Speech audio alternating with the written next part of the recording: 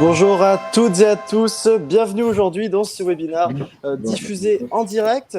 Ensemble, ce matin, nous allons voir comment nous allons faire un petit voyage dans la mutation digitale avec la Maison du Chocolat. Nous allons voir ensemble comment elle a renforcé sa position internationale et omnicanale grâce au e-commerce. Pour cela, il y aura deux acteurs aux côtés de la Maison du Chocolat, à savoir Adyen, qu'on connaît tous évidemment, énorme boîte de paiement en Europe, et puis évidemment l'agence D&D. Ce sera sur le volet un peu plus technique. Pour commencer, on va d'abord faire un petit peu un tour de table pour voir qui sont les forces en présence, en commençant peut-être par Mathilde Landon de l'agence D&D. Bonjour Mathilde. Bonjour, alors en effet, moi je suis chef de projet e-commerce au sein de l'agence D&D et je travaille notamment sur le projet de la Maison du Chocolat aux côtés de Jennifer. Pour resituer et présenter un petit peu qui est D&D, c'est une agence qui a été créée en 2004 et qui est spécialisée dans la création de plateformes e-commerce pour des marchands B2B ou B2C, tels que la Maison du Chocolat, Lancaster, Atoll les Opticiens ou Palais d'été. Nous sommes partenaires de Magento, qui dorénavant s'appelle Adobe Commerce, et ce depuis les premières heures. Nos équipes sont donc expertes et certifiées sur la technologie, ce qui est un gros atout parce que ça nous permet d'accompagner au mieux nos clients dans la stratégie digitale et dans la mise en place des solutions adaptées. Très bien, merci beaucoup Mathilde. Maintenant, on va passer à Adyen avec Arnaud Chevalier. Bonjour Arnaud.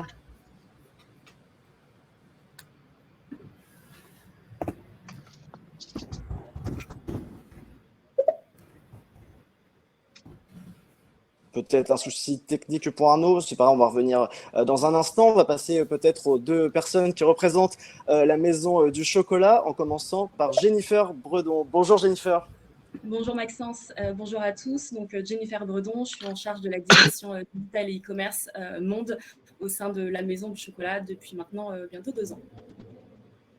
Merci beaucoup Jennifer. Et pour rester dans la Maison du Chocolat, nous sommes avec Fabien Roux. Bonjour Fabien. Oui, bonjour Maxence.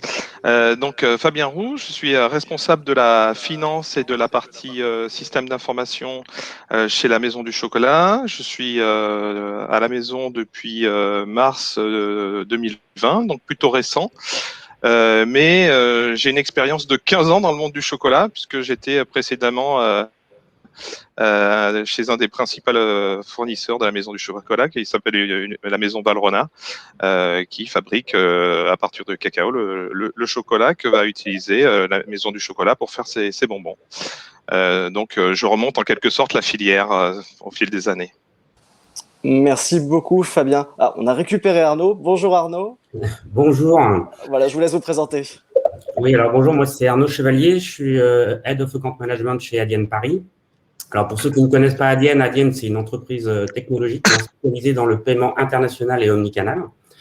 Concrètement, ça signifie que nous permettons à nos clients, qu'ils soient e-commerçants, retailers, restaurateurs ou encore vendeurs de chocolat, d'accepter les paiements partout dans le monde, sur tous les canaux de vente, donc en ligne, en magasin, sur mobile, avec un seul contrat, une seule intégration, une seule réconciliation financière et un seul back-office avec l'ensemble des données de paiement. C'est vraiment les deux grands éléments de la proposition de valeur d'Adyen, c'est simplicité opérationnelle et innovation, qui sont vraiment nos vecteurs de croissance.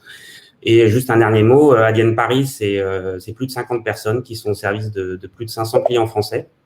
Une équipe qui grandit à vitesse grand V et avec donc un accompagnement local pour nos clients français que ce soit au niveau technique, au niveau fraude, au niveau opérationnel et au niveau stratégique pour définir les grandes tendances du paiement de demain. Merci beaucoup Arnaud et puis merci évidemment à vous quatre d'être avec moi ce matin, voilà, pour faire ce voyage digital avec la Maison du Chocolat. N'hésitez pas à poser des questions tout au long du webinaire. Vous pouvez les poser dans l'onglet juste à droite. Et évidemment, nous y reviendrons en fin de session. On va maintenant rentrer dans le vif du sujet, si vous voulez bien, en commençant peut-être avec Fabien, peut-être pour nous présenter la Maison du Chocolat plus en détail, et puis peut-être le point de départ de la mutation digitale qui a été engendrée il y a quelques années. Oui, je vais essayer d'être le plus concis possible. Donc en fait, pour revenir un peu dans le contexte, la Maison du Chocolat elle a été fondée en 1977, donc 40 ans, par Robert Lynx, dont le souhait était de créer la première grande maison de chocolat parisienne, et en inventant un nouveau concept qui est le concept de l'artisanat, du chocolat d'artisanal d'exception, qui était volontairement plus adulte, moins friandise, et en se libérant des excès de crème et de sucre. Donc vraiment créer un chocolat d'exception. La tradition aujourd'hui, elle est perpétrée par Nicolas Cloizeau, qui a fait ses débuts à la Maison du Chocolat avec notre fondateur, qui est meilleur ouvrier de France et qui est là à la maison depuis 25 ans. La Maison du Chocolat, c'est 5 engagements forts. C'est un savoir-faire artisanal 100% français, porté par notre chef de la création et 35 chocolatiers.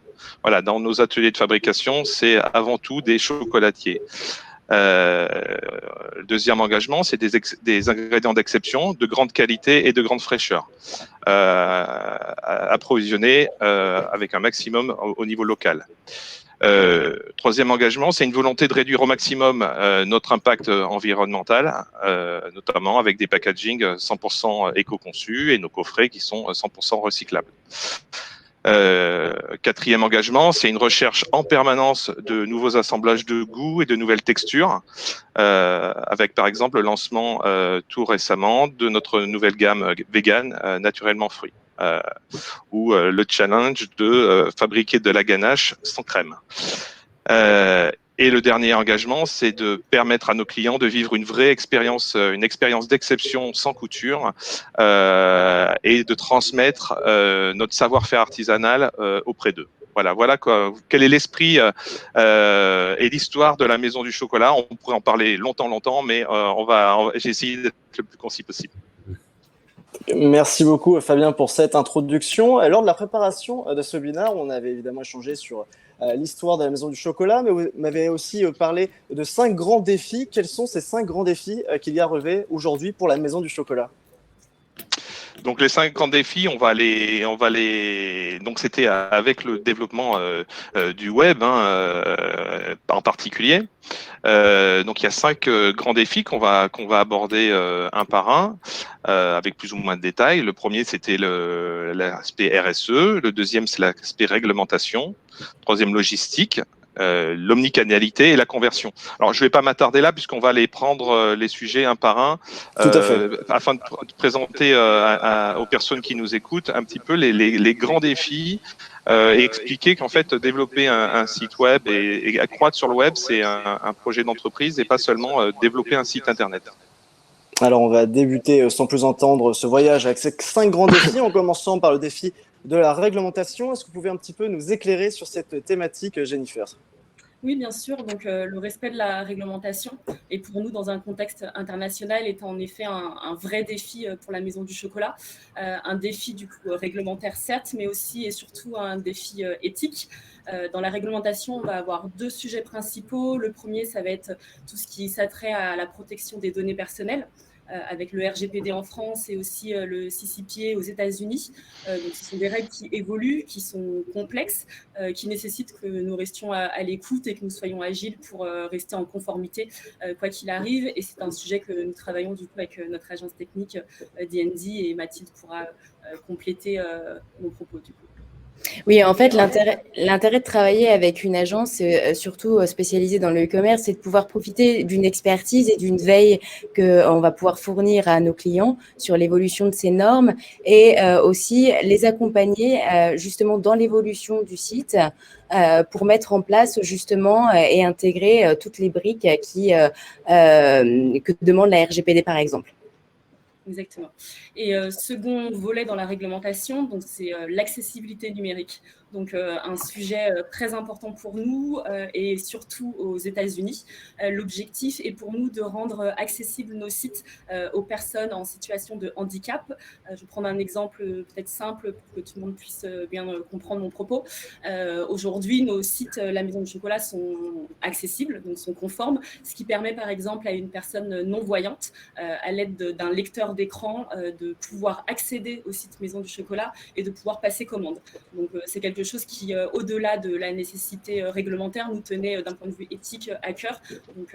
Donc on est très content de pouvoir dire qu'aujourd'hui nos sites sont accessibles, et c'est un sujet que nous avons travaillé également avec notre agence technique, puisque ça a nécessité un grand nombre d'heures pour pouvoir adapter le site et le rendre compliant avec ses lecteurs d'écran. Oui, c'est vrai que rendre un site accessible, en fait, c'est avant tout adapter d'un point de vue technique le site, et donc aller dans le code pour permettre justement à ces lecteurs d'écran de rendre l'information disponible pour les utilisateurs en situation de handicap. Ces compétences, elles sont pas toujours présentes au sein des sociétés. Donc, c'est pour ça que c'est important d'avoir un partenaire technique qui est capable de vous accompagner, et c'est ce qu'on a fait avec la Maison du Chocolat sur ce chantier pour rendre justement les différents sites accessibles. Donc, c'est vrai que l'accessibilité, c'est une norme qui est quelque chose d'obligatoire aux États-Unis. Les États-Unis sont relativement matures sur ce plan-là, mais demain, ça viendra toucher tous les pays. Donc, ça concerne en fait tous les aspects et tous les e-marchands aujourd'hui. Et c'est vrai que la Maison du Chocolat a quand même été un précurseur dans le domaine en France. Alors, il y a un autre domaine, un autre défi qui est critique, c'est celui évidemment de la logistique. C'est un sujet évidemment sur lequel vous travaillez au quotidien, Fabien. Oui, tout à fait. Je ne sais pas si vous n'avez pas oublié le sujet RSE en premier, mais on l'abordera peut-être ensuite. Donc sur la partie logistique, un des premiers éléments, c'est justement la notion de capacité, notamment avec l'effet Covid de l'année dernière. L'activité de notre site web a été multipliée par 2 en 2020.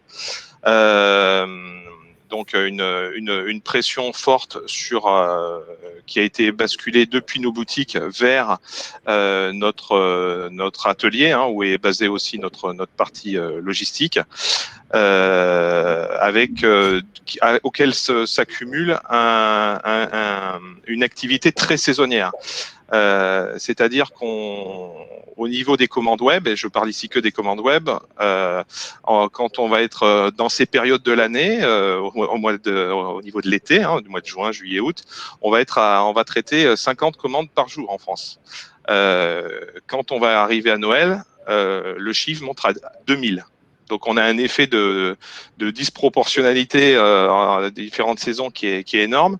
Donc, il y a un vrai défi de travailler sur la flexibilité à la fois de nos ateliers de fabrication, mais aussi sur la partie logistique. C'est un point qui était extrêmement important dans le développement. Et puis la deuxième chose aussi au niveau de la logistique, c'est plutôt un aspect SI, avec le développement de l'omnicanalité, donc dont le web fait partie.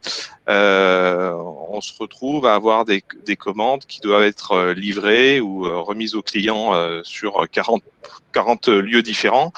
Et donc, on a besoin de connaître en permanence de manière fiable qu'est-ce qu'on a en termes de stock de chocolat dans chacun des points de vente de manière précise pour éviter d'apporter de l'insatisfaction à nos clients. Donc ça, c'est un vrai défi de remonter en permanence l'état de nos stocks de manière précise pour chacun de nos points de vente.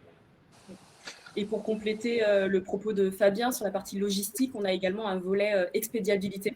C'est vrai que le contexte sanitaire, pour beaucoup et pour nous également, a accéléré la transformation numérique et e-commerce.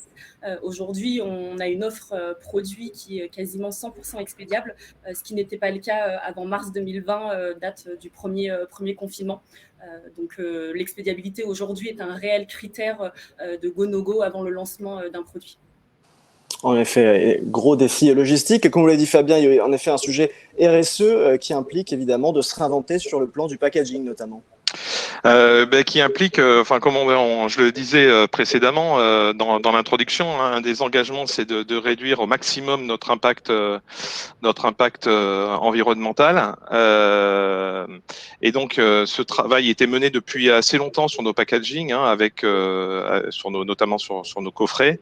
Avec le développement du web, on a en plus l'emballage d'expédition qui originellement générait beaucoup de plastique pour protéger nos chocolats. Et avec le développement du site web, on a dû travailler avec nos équipes pour trouver des solutions innovantes qui permettent à la fois la protection de nos chocolats, qui est quand même quelque chose d'important, mais de diminuer également le poids et la quantité des suremballages. Donc ça, on a trouvé des solutions avec des partenaires de packaging qui sont capables aujourd'hui d'assurer avec un minimum de composants quelque chose de robuste et de vraiment léger en termes de plastique et de carton. Alors, on va maintenant entrer dans le cœur du sujet, hein, puisqu'on le voit bien évidemment en ce moment, surtout avec la crise du coronavirus, eh bien, l'omnicanal et le parcours d'achat unifié eh bien, sont au cœur des discussions. Pouvez-vous nous expliquer, Jennifer, en quoi cela consiste, entre guillemets, ce défi qui est évidemment vital à vos yeux? Tout à fait. C'est vrai qu'on a observé en 2020, avec la crise sanitaire notamment, que 20% environ de notre business retail web était réalisé par des clients omnicanaux, donc qui vont pouvoir passer commande autant en boutique physique qu'en boutique en ligne. Ces mêmes clients omnicanaux viennent nous voir 2 fois plus souvent que nos clients qui ne sont pas omnicanaux. Donc ce sont des indicateurs tout de même importants pour nous, et tout ça dans un contexte qui se complexifie, puisque les opportunités de contact à la Maison du Chocolat sont quand même nombreuses. Comme on le disait, nos clients peuvent passer commande en ligne, peuvent se rendre en boutique. En France, nous avons 6 boutiques parisiennes, donc qui sont également évidemment un point de contact. Nous avons des corners dans les aéroports également, de nouveaux points de contact. Nous proposons un service corporate pour nos clients B2B. Et enfin, notre service client et les réseaux sociaux sont aussi des points de contact très plébiscités par nos clients. Donc, c'est vrai que c'est un véritable enjeu pour la Maison de Chocolat de répondre efficacement aux attentes de nos clients, quel que soit ce point de contact et les parcours. Et pour nous, ça implique énormément de choses derrière. Donc, une connaissance de nos clients, bien sûr, de leurs habitudes de consommation et de leur parcours, via notre CRM notamment. Ça va impliquer aussi que nous soyons au rendez-vous d'un point de vue fonctionnalité par rapport à ces attentes clients, mais également par rapport aux standards du marché. Nous proposons par exemple un service de click and collect depuis plusieurs années. Nous avons mis en place l'année dernière, pendant les confinements, la possibilité de prendre commande par téléphone avec notre service client. Donc, ce sont des nouvelles fonctionnalités qui répondent aujourd'hui parfaitement, enfin nouvelles pour la deuxième, en tout cas la prise de commande par téléphone, qui répondent aux attentes des clients, mais également aux standards du marché. Autre point très important aussi pour nous, ça va être tout ce qui est change management. La stratégie omnicanal, elle se veut globale, donc elle ne se joue pas uniquement par la direction digital e-commerce, c'est l'ensemble de l'entreprise qui est impliquée dans ce processus. Et il a été important pour nous d'impliquer notamment et surtout les équipes retail dans ce processus. Donc, on a un service de livraison coursier, par exemple, qui est géré non pas depuis notre centre logistique, mais qui est géré depuis une boutique, qui permet d'impliquer pleinement nos équipes retail dans cette transformation numérique. Et dernier peut-être impact important, et pas des moindres d'ailleurs, ça va être les aspects techniques et outils qui vont nous permettre de conserver cette cohérence dans les parcours. Et je pense qu'Adienne est un bon exemple de solution omnicanal que nous avons pu implémenter dans le cadre du lancement de nos nouveaux sites. Auparavant, nous avions des solutions de paiement différentes sur le web et sur le retail. Aujourd'hui, on a une seule et même solution, du coup Adienne, qui a été implémentée sur l'ensemble de notre parc, d'ailleurs en France, mais aussi à l'international, donc ce qui facilite les choses pour les équipes en interne. Et c'est une solution qui aujourd'hui nous permet d'être beaucoup plus fluide dans les parcours clients, puisque notre précédente solution, malheureusement, ne répondait pas à nos exigences. On avait un fort taux de commandes en échec de paiement, ce qu'aujourd'hui, je suis ravie que nous n'ayons plus. Donc, c'est plutôt un bon point pour nous, et ça participe pleinement à la réussite de cette transformation que d'avoir une solution qui soit fluide, solide, avec un partenaire disponible. Parce qu'encore une fois, c'est quelque chose que nous n'avions pas du tout auparavant. Donc aujourd'hui, que ce soit pour de la configuration ou pour des questions, c'est vrai que c'est beaucoup plus simple, et donc on en est très content. Alors Arnaud, quelle est la recette justement d'Adienne pour que ce soit fluide et sans friction ce paiement? Déjà, je pense que dans l'introduction que j'ai faite, il y avait toute la partie accompagnement, comme le soulignait Jennifer. Je pense que c'est un point important. On a une solution unique, on a tout un tas de fonctionnalités absolument magnifiques, mais il y a un facteur humain qui est important aussi, c'est qu'il faut former les équipes, il faut faire des points réguliers. Si on pense voilà, à l'analyse de la connaissance client, par exemple, dont parlait Jennifer, on a accès, on a des dashboards avec énormément de données disponibles, mais il faut encore une fois savoir s'en servir et donc pour pouvoir l'utiliser. Ça, c'est vraiment notre travail au jour le jour de pouvoir accompagner Jennifer, Fabien dans cette interprétation de données. Donc, on peut, par exemple, avec les données de paiement qui sont extrêmement riches, qui sont complémentaires par rapport au CRM, donc ils peuvent aussi aider à nourrir un data lake ou voilà qui va combiner l'ensemble des données disponibles à travers différents outils chez nos clients. Par exemple, on peut voir effectivement le panier moyen en fonction si un client est uniquement e-commerce, s'il est omnicanal, s'il est uniquement retail, de voir les actions marketing qu'on peut en tirer derrière en fonction des tendances qu'on voit se dessiner sur ces synergies. Donc, il y a aussi, concernant par exemple aussi les commandes par téléphone dont parlait Jennifer, voilà, c'est vrai c'est vrai pour la Maison du Chocolat, mais c'est vrai aussi pour beaucoup de clients Adyen pendant la période de pandémie. Évidemment, toute la partie sécurisation avec notre produit Pay by Link qui permet d'avoir un moyen de paiement sécurisé. Ça a été un énorme boom de ce type de technologie pour mettre en confiance les clients et donc pour avoir un lien de paiement qui, à la fois, garantissent une expérience la plus fluide possible en commande à distance, tout en à la fois sécurisant le client qui n'a pas donné au téléphone ses numéros de carte, etc. Donc, il va être rassuré pour faire cette commande et en même temps en minimisant la fraude, évidemment, puisque là, on est avec de la sécurisation maximale. Donc voilà, et enfin, pour terminer, je pense qu'effectivement, avoir une seule plateforme centralisée aussi sur la partie paiement, ça permet effectivement d'une meilleure collaboration aussi en interne au sein des équipes de la Maison du Chocolat, entre les équipes digitales, retail, puisqu'elles peuvent partager à travers un accès unique l'ensemble des données, quel que soit le business. Merci beaucoup Arnaud voilà, pour cet éclairage sur la brique paiement. On arrive maintenant au dernier grand défi à relever pour la Maison du Chocolat, c'est celui de la conversion, Jennifer. Tout à fait. Donc, la conversion est un véritable challenge pour nous, mais comme pour tous les e-commerçants. Et ça, depuis 2002 pour nous, date de lancement de notre premier site e-commerce en France. Nous avons pris la décision d'accélérer notre transformation numérique et e-commerce en 2018. Et l'un des leviers pour y parvenir a été la migration de nos sites e-commerce de Magento 1 à Magento 2, donc migration qui a commencé en 2019. Il a été important pour nous de faire de cette contrainte une opportunité. Je parle de contrainte car pour ceux qui sont sur Magento 2 et qui le savent, Magento a annoncé la fin du support de Magento 1 pour le printemps 2020. Mais il a été important pour nous réellement de faire de cette contrainte une opportunité et je pense que c'est ce qu'on a pu réaliser en profitant pour optimiser nos parcours clients qui du coup ont été complètement revus versus l'ancien site.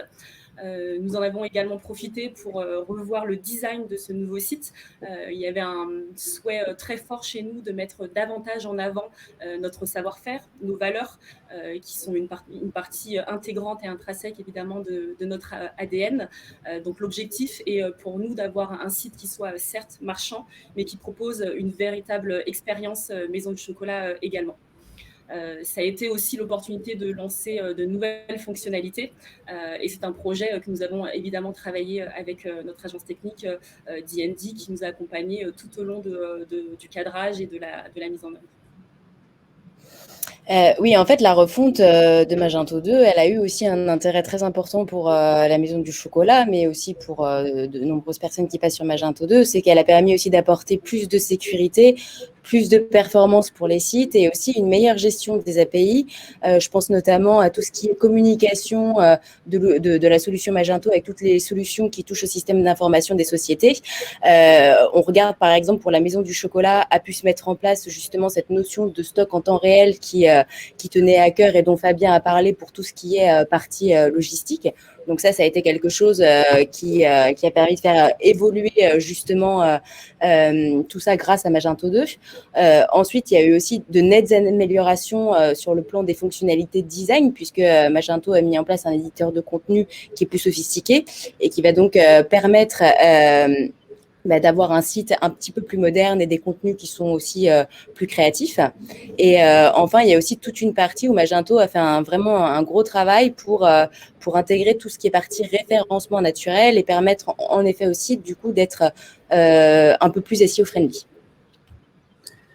Oui, et puis alors sur la conversion côté paiement, je pense que les premiers chantiers, évidemment, pour améliorer la conversion dans le cadre d'un projet Magento 2, c'est d'avoir une intégration simple qui soit au niveau du paiement flexible en termes de moyens de paiement proposés, en fonction du pays aussi, parce que évidemment, chaque pays a ses habitudes, avec une UX optimale aussi, donc une grande flexibilité sur la partie intégration des méthodes de paiement dans le tunnel d'achat. Et ça, on a un module Magento Adyen qui s'intègre de façon optimale dans l'architecture Magento, qui est très bien maîtrisée par notre partenaire, l'agence D&D, et qui permet de bénéficier simplement. Donc ça, c'est important, parce que c'est pas non plus on parle pas d'un chantier de millions de jours hommes. On parle de choses simples à mettre en œuvre et qui permettent de bénéficier de l'ensemble des fonctionnalités de la plateforme Adyen. Donc ça, c'est un vrai plus. Ensuite, après, évidemment, sur la conversion elle-même lors du lancement, il s'agit de suivre tous les KPI. Donc, il faut avoir des outils simples de visualisation des KPI, les taux d'autorisation, mais aussi potentiellement les raisons de refus, les chargebacks, etc. Par moyen de paiement, accessible simplement, et puis d'analyser les tendances ensemble, donc de voir un peu là où on peut améliorer. Donc, évidemment, les améliorations sur le site du Japon ou le site américain vont pas être les mêmes à apporter que sur le site français en fonction des habitudes des consommateurs. Ou encore la montée en puissance de la DSP2, donc qui est un sujet évidemment qui est suivi par l'ensemble de nos clients et sur lequel on doit être attentif, parce que c'est des nouvelles habitudes aussi pour les consommateurs.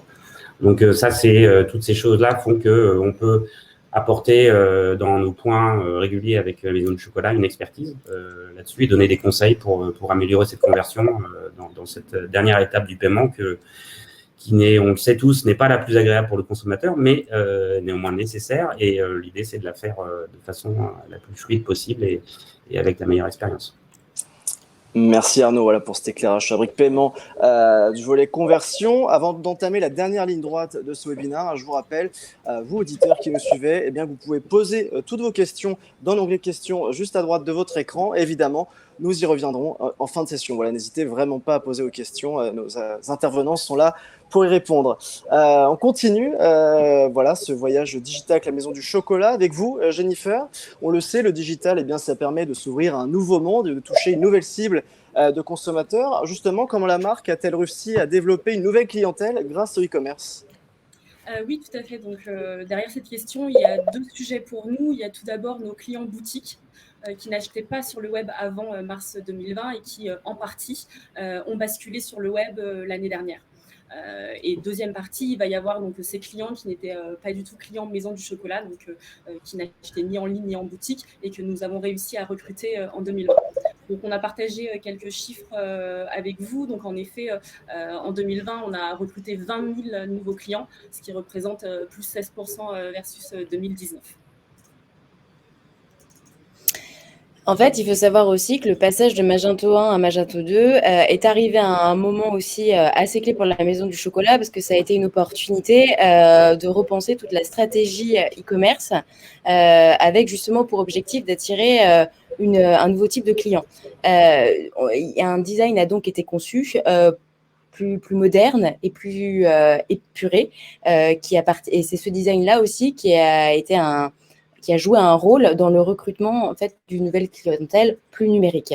Il y a aussi des choix qui ont été faits en termes de fonctionnalités. Je pense notamment au moteur de recherche qui a été installé, qui est un moteur de recherche plus efficient, qui facilite aussi le parcours utilisateur, qui facilite l'accès à des fiches produits ou vraiment à un catalogue produit qui a été complètement repensé par la Maison du Chocolat pour justement permettre à l'utilisateur d'être dans un parcours plus intuitif pour lui, donc que ce soit justement de son entrée au site jusqu'à l'achat d'un produit.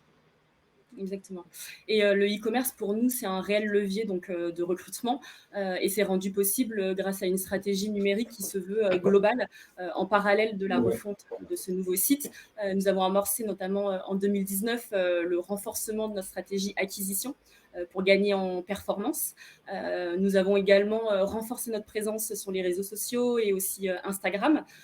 Et nous travaillons toujours à la personnalisation de notre stratégie CRM. Donc, c'est vraiment la combinaison de l'ensemble de ces leviers qui ont permis le recrutement plus intensif de nouveaux clients en 2020. Merci Jennifer. Alors on a étudié un petit peu les différents pans de cette stratégie digitale omnicanal internationale de la Maison du Chocolat. Après toutes ces années de bouleversement, de révolution, on peut le dire, quels enseignements vous en avez tirés, Fabien ?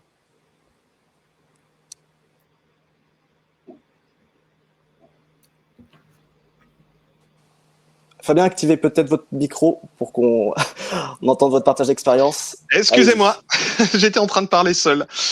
Oui. C'est les aléas du direct, pas de souci. Ouais, voilà.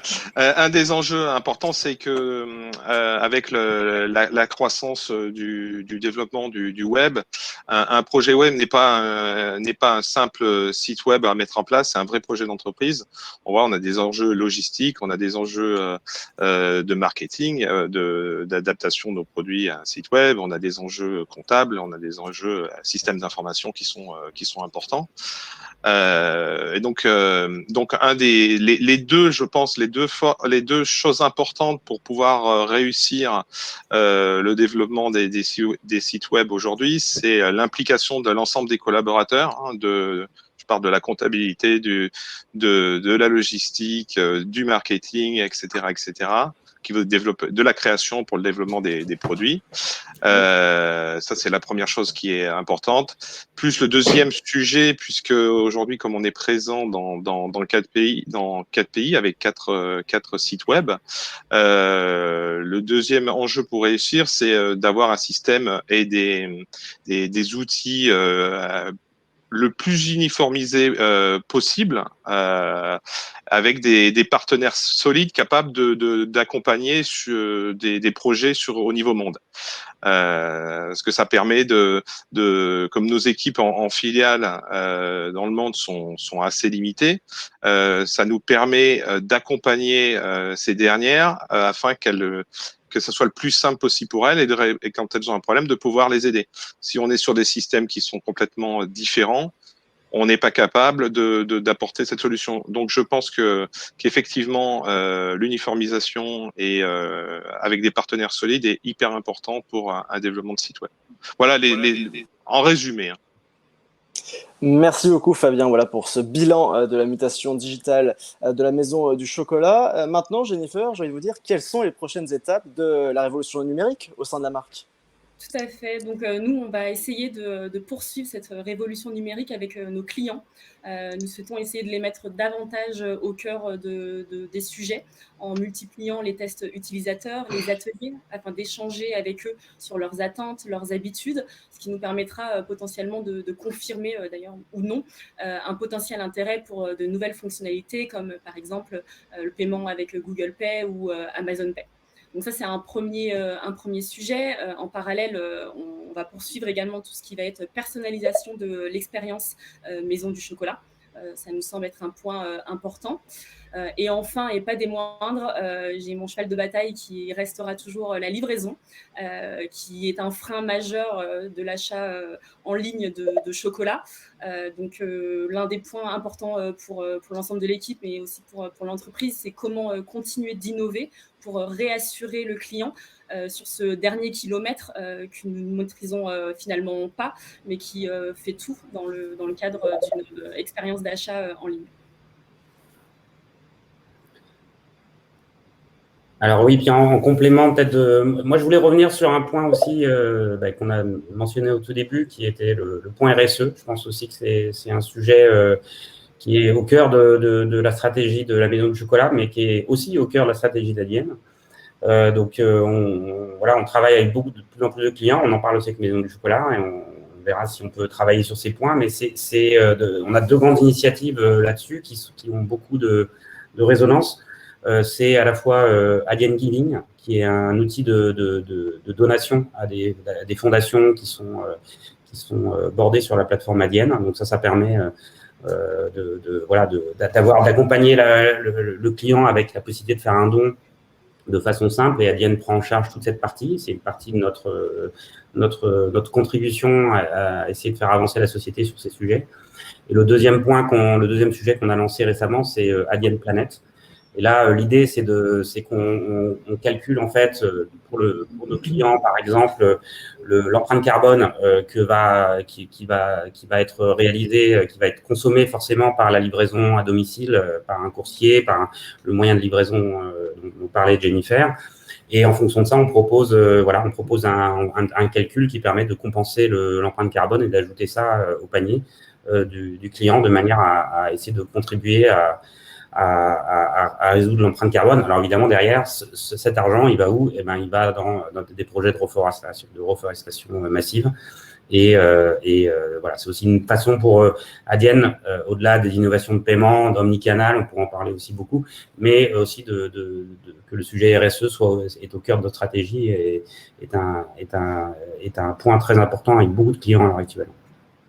Merci beaucoup Arnaud. On arrive à la fin de la partie présentation de ce webinaire, mais c'est pas fini. Évidemment, il reste encore un quart d'heure pour répondre à toutes vos questions. Et une nouvelle fois, si vous voulez poser toutes vos questions, n'hésitez pas à vous diriger vers l'onglet questions à droite de votre écran. Et évidemment, nos intervenants se feront un plaisir d'y répondre. On commence justement cette session de questions-réponses sans plus attendre, avec peut-être une question pour Fabien pour démarrer, une question de Karine.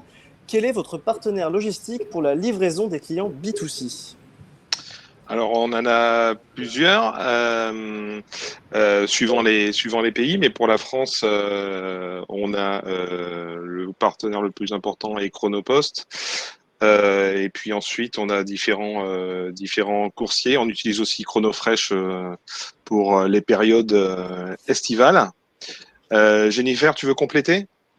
Oui, on a le Colissimo en mode de transport, donc Colissimo, Chronopost, bien sûr. Comme le disait Fabien, on livre en fraîche l'été, donc on a commencé en avril et ça va se poursuivre, je pense, jusqu'en septembre, où c'est Chronofresh qui livre les chocolats pour pouvoir respecter la bonne température et pouvoir vous livrer dans de bonnes conditions. On a également un service de coursier que nous travaillons avec Deliveroo. Et puis le retrait boutique qui est le dernier mode de livraison que nous proposons. Qui est interne du coup. Très bien, merci beaucoup à vous deux pour votre réponse. On continue avec une question de Jeanne.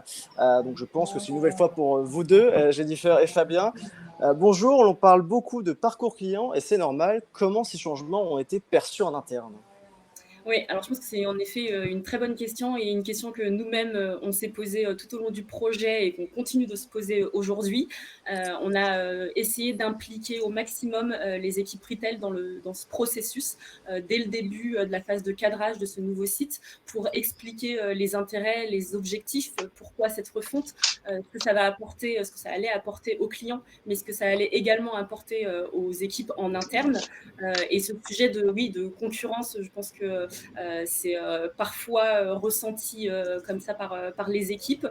Et c'est pour ça qu'on travaille notamment avec Fabien et le directeur retail pour incentiver aussi les équipes retail dans l'efficacité, l'efficience de la performance e-commerce digital. Donc notamment tout ce qui va être les commandes retrait boutique, c'est quelque chose qui entre dans le chiffre d'affaires de la boutique, qui permet à la boutique de se sentir impliquée dans ce processus et d'essayer de ne plus voir le digital et l'e-commerce comme un concurrent, mais comme un vrai levier complémentaire au retail et qui peut même et surtout apporter du trafic, apporter aussi une valeur pour le retail, puisque sur la brique acquisition notamment, et ce qu'on essaye de partager et présenter avec les équipes, on essaye de multiplier les actions de drive to store pour pouvoir augmenter le nombre de visiteurs en boutique et in fine, forcément, le chiffre retail. Très bien, on continue avec une question de Maureen. Quels sont vos projets futurs pour améliorer encore votre parcours client web? Peut-être toujours avec vous, Jennifer ou Fabien, s'il veut démarrer. Bon, vas-y, Jennifer, je pense que tu es bien placée. Notre site Magento 2, on l'a lancé en 2019. Pour ceux qui ont déjà eu la chance de travailler sur un projet de migration, c'est toujours complexe, il y a toujours beaucoup de sujets à penser.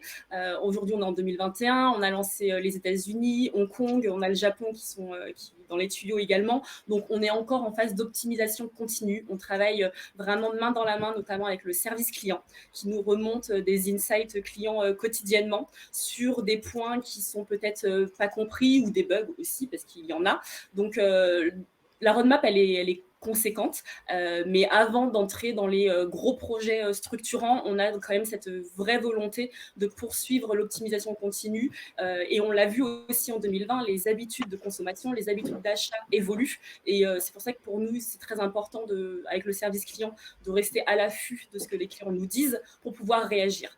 Et ainsi, avec DND, on a des déploiements, des mises en production chaque mois, on essaye d'embarquer le plus de correction ou optimisation afin de toujours pouvoir répondre le plus possible aux attentes de nos clients. Très bien, une question de Claire maintenant, qui nous dit quelle a été l'implication du réseau où le digital est parfois perçu comme concurrence et non comme un point supplémentaire et complémentaire? Alors, je pense que c'était la question précédente. Enfin, je pense y avoir répondu précédemment sur le réseau qui pouvait en effet voir le e-commerce ou le digital comme un concurrent et non pas comme un complément. Mais en impliquant les équipes retail dans le processus, ça nous a permis de démystifier un peu le digital en interne et de faire comprendre à tous l'intérêt et la valeur que ça pouvait apporter pour les clients, mais aussi pour les équipes en interne. Ensuite, au niveau des boutiques, les collaborateurs des boutiques sont aussi objectivés et sur les indicateurs liés au e-commerce pour qu'il y ait une motivation et un intérêt pour eux à développer cette partie-là. Donc c'est un jeu d'accompagnement et effectivement d'intégration des informations sur le web auprès des boutiques pour que elles puissent voir qu'effectivement elles participent à ce développement et qu'elles soient aussi objectivées sur cette partie-là. Alors, on a beaucoup... Oui, vas-y, Jennifer. De Fabien, c'est vrai qu'on est une entreprise à taille humaine, donc il est plutôt facile pour nous d'impliquer les équipes retail. On a 6 boutiques en France. Il est vrai que dès qu'on sort un projet, que ce soit le service client ou les équipes retail, elles sont impliquées si besoin. Donc, c'est un atout, je pense, pour la Maison du Chocolat. Très bien, merci beaucoup. Alors, on a eu beaucoup de questions sur le parcours client et l'implication du réseau dans cette stratégie digitale. Maintenant, une question qui porte sur Magento. Le choix de Magento, donc c'est une question de Camille. Le choix de Magento est-il un avantage pour le développement international? Peut-être Jennifer pour démarrer et Mathilde pour compléter? Oui, alors en effet, lors de la migration, lorsque Magento 1 a fini d'être supporté au printemps 2020, la question s'est posée du nouveau CMS à utiliser. On avait plusieurs enjeux qui étaient évidemment l'international, donc notre présence en France, également aux États-Unis, Hong Kong et Japon. Donc il était important d'avoir une plateforme efficiente pouvant répondre à nos enjeux internationaux. Donc ça, c'est, je pense, un premier point pour nous. La performance de nos sites était un point aussi majeur.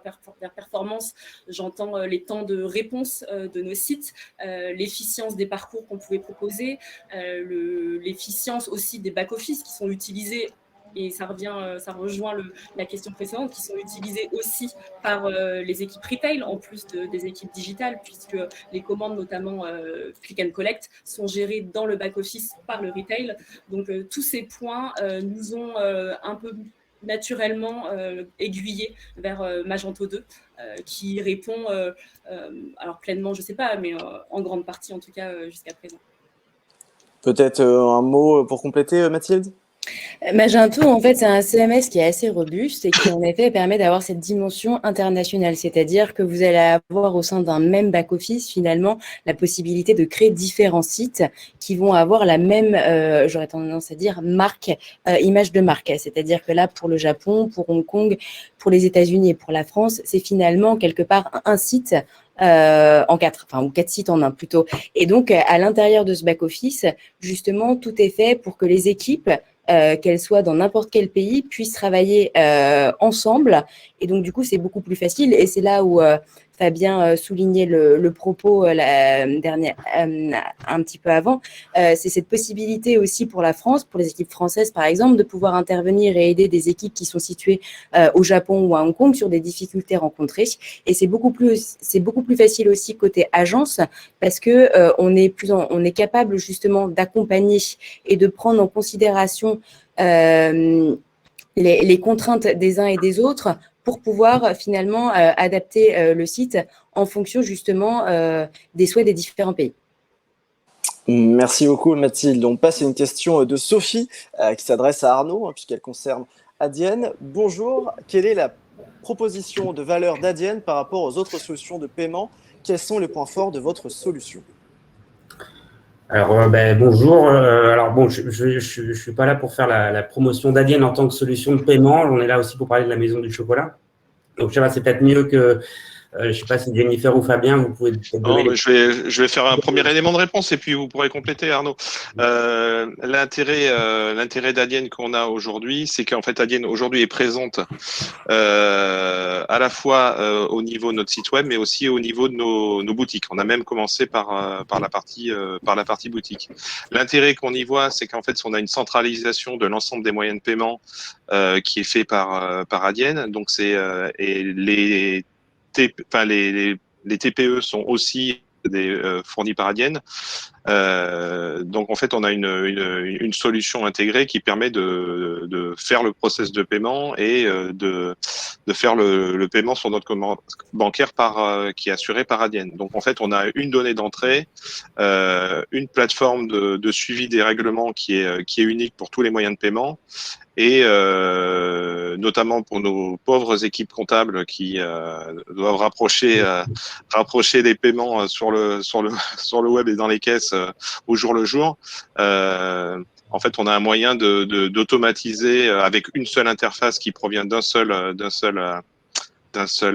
fournisseur de données l'ensemble des paiements pour les rapprocher par rapport à nos ventes. Donc c'est un gain de temps pour les équipes comptables et puis quelque chose qui nous facilite la vie au quotidien. Et plus le fait qu'Adyen est aussi présente. Le dernier développement sera au Japon, qui est en train d'être fait pour le site web. Au moins pour les sites web, sera présente dans tous nos pays. Donc avec une seule solution qu'on connaît par cœur en France et sur lesquelles on accompagne les équipes. Voilà ce que je peux dire. Vous souscrivez à ce qui a été dit, j'imagine, Arnaud?